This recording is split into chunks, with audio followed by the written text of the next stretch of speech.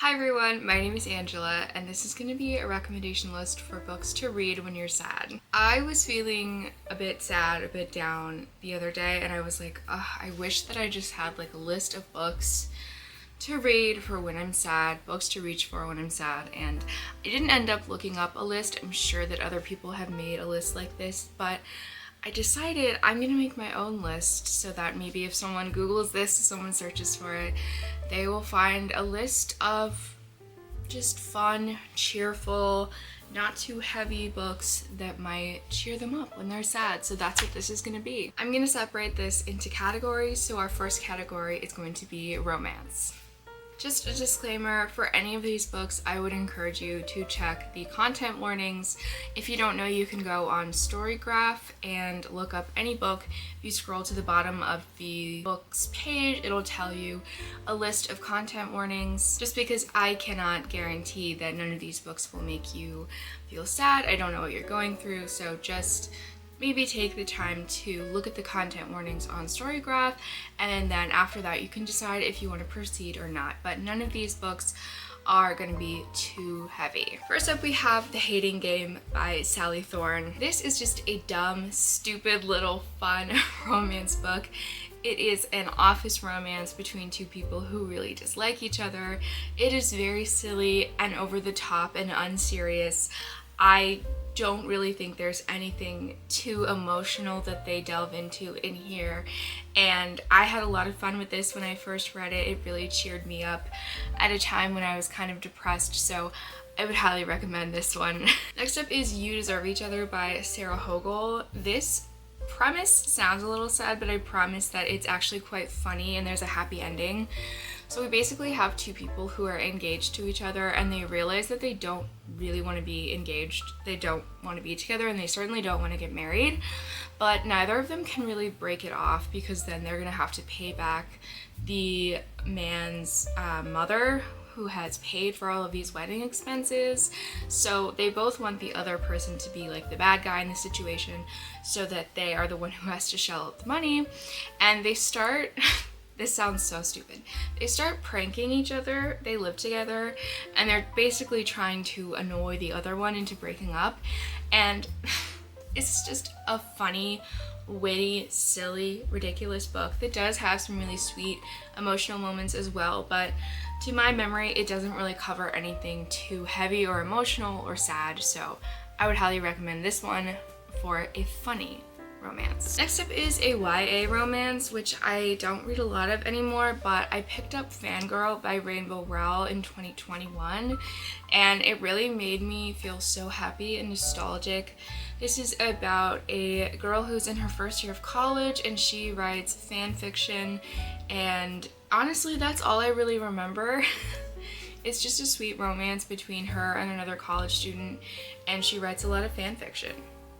And it was just a really sweet time. I really enjoyed it, and it just made me feel warm inside. Next up is one of my favorite romance books of all time, if not my number one, and that is Act Your Age, Eve Brown. I will say that this one has a lot of discussions about autism and being on the autism spectrum, but it's not really too sad or heavy to my remembrance. This book is about Eve, who gets a job as a chef at a little inn in the Lake District in England, and the owner of the inn is Jacob, and he really doesn't like her at first because he is very serious and organized, and Eve just seems kind of chaotic, and so they kind of have a dislike to lovers dynamic, and it's very good. It's so sweet. It's such a fun time, and this one is a little bit more emotional and sweet, but it would definitely make you feel warm inside. Next up is Well Met by Jen DeLuca. This is the first in a series, and this is just a romance that takes place at a Renaissance fair in a small town in Maine. This is truly just a fluffy, good time. Nothing too serious or emotional is discussed in here. The characters are definitely not super developed and rich with complexity. You know, it's just a fluffy, good time with Renaissance fair vibes, and you won't have to think too deeply. And lastly, for the romance category, we have Out on a Limb by Hannah Bonham Young. This one I know for sure does have discussions of death of a parent, but it's something that happens in the character's backstory, not in the present, so take care with that. This is a story about a man and a woman who have a one-night stand at a Halloween party, and then they end up getting pregnant, and they decide to prepare to raise this child as friends, and they actually end up moving in together because the female main character lives in this really shitty apartment, and the male main character just wants her to have some place safe to live while she's, you know, pregnant and raising this baby. And they end up falling in love, and it is very funny and very sweet, and I laughed out loud many times, and it made me squeal with happiness, so I think this one could bring you a lot of joy. The next category is going to be cozy mysteries. First up, we have Shady Hollow by Juno Black. I like to describe this one as Agatha Christie meets Zootopia because all of the characters in this small town are different animals, and there's a cute little coffee shop at the center of this town, and it's just very adorable. There's a murder mystery that gets solved, and it's just very cute. Obviously there's murder, so, you know, there's gonna be murder in all of these mysteries, but if you find cozy murder can be comforting, I think that this is one of the more cute and fluffy cozy mysteries out there that is also well written. Next up is Vera Wong's Unsolicited Advice for Murderers by Jessie Q. Sutanto. This is a cozy mystery about an older woman named Vera who owns a tea shop, and her apartment is above the tea shop, and one day she comes downstairs and there has been a murder, and Vera decides that the police aren't really doing that good a job at investigating, and she doesn't really trust them. And so she decides to maybe investigate herself, maybe remove some evidence from the scene. Maybe she's gonna, you know, do some illegal snooping. Maybe she's gonna create her own suspect list. And essentially what happens is that we have this kind of found family dynamic with a lot of the people who were in the murdered person's life, and Vera kind of brings them together in a very sweet way while also being like, did you guys murder him? And it's just very funny and wacko, and the found family I think is really why people love this book. And so if you're looking for something that's very heartwarming but also, you know, isn't a romance book and has other plot, I think this one would be a really good pick. And then last up is Everyone in My Family Has Killed Someone by Benjamin Stevenson. I don't know that this one is as cozy as the other ones. This one definitely has action and plot and things that happen. I just don't think that it's too serious. I think that it's, you know, wacky and over the top enough that it doesn't really remind you of anything bad that actually happens in real life, but I would check content warnings just in case. This is essentially, oh, how to describe this book. This is essentially a very meta murder mystery where the person who's telling you the story is kind of speaking directly to the reader. And this is basically about some shady stuff that goes down at this ski resort in Australia. And honestly, there's so much that happens in this book that I can't even remember the bare bones plot, but it is very funny and quirky and unique.